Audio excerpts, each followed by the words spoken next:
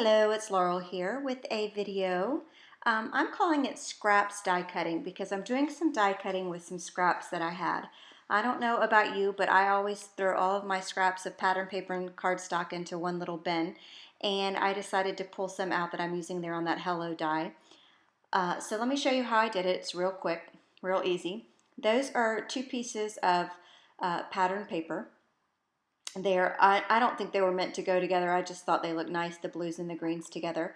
So I don't know what paper pad these are from, but you probably have a lot of scraps that that will go good together in your own stash. Just grab them.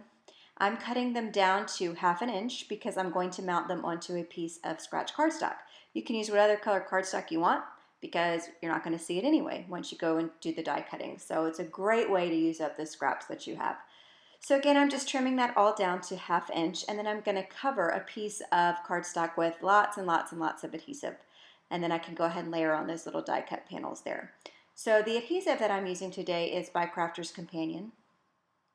And I am just heavily putting it on. I want every single part of that white covered with adhesive.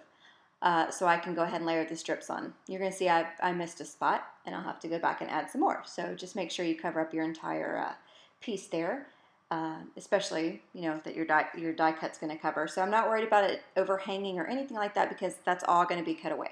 So I'm layering it on, making sure that there's no gaps in between the die cuts there, making sure they all butt up nicely to each other. And I'm going to take that die and just see, I need one more strip there, so that's where I'm going to go add a little bit more adhesive. And then I'm going to apply that strip. Now I use a Vagabond for my die cutting machine, so I can't do it on camera, but I did run it through my machine, and this is how it looks when it comes out. Now you see in the H and the two L's and the O, there's some pieces that you can pop out, which most people do for their words, but I'm going to leave those in because I wanted to pop up this word with some foam dimension. Now, if you don't like having those pieces in there, you can pop them out and then just die cut the word die several times and layer them on top of each other to get your dimension that way. But I don't mind that those are there. I think it's unexpected and it just doesn't bother me, so I'm leaving it. So I'm inking up this stamp set by Impression Obsession. It's the Thin Stripes stamp set. I've had my eye on it for a long time. It was out of stock everywhere, and I finally was able to pick it up from Ellen Hudson. And I am using some Versamark there, and I am just inking up my cardstock. Now, I'll put the color of that cardstock down in the supply list below if you're interested. I'm not sure the name of it yet. It's a W+9 cardstock. I just ordered all of their inks, and I ordered a lot of their cardstocks, and they're really good. I'm just going to put that plug in there.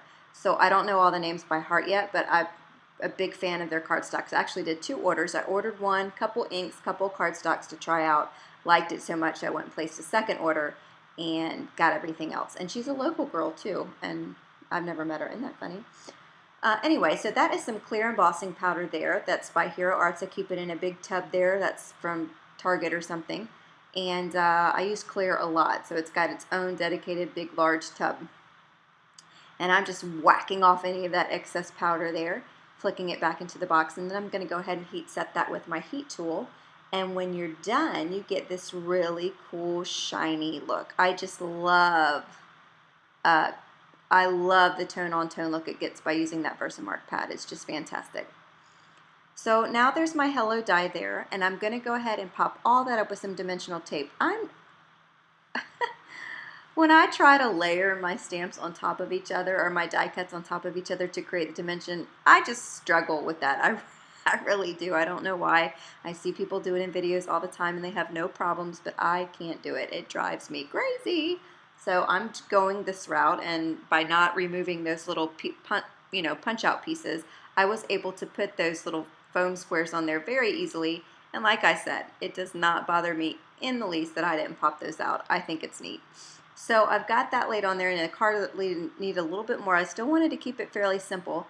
So I'm going to take some of this yellow hemp trimmings from Lawn Fawn, and I'm going to tie a bow. Now I'm not going to do that on video because I swear it took a long time for me to do that little crisscross thing.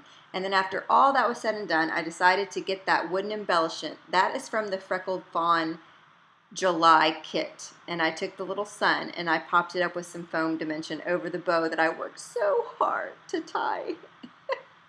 whatever. So this is the finished product here. I think it's fun. I like all the texture and I like all the pattern and I like the colors, and it's just a great way to use up your scraps. Just adhere them onto some cardstock and start die cutting away, and you really can go through all the scraps that you've had left behind from other projects, and it doesn't have to go to waste. So there's a lot that you can do, and here's a finished final photo of the card, and thanks so much for watching. Have a great day.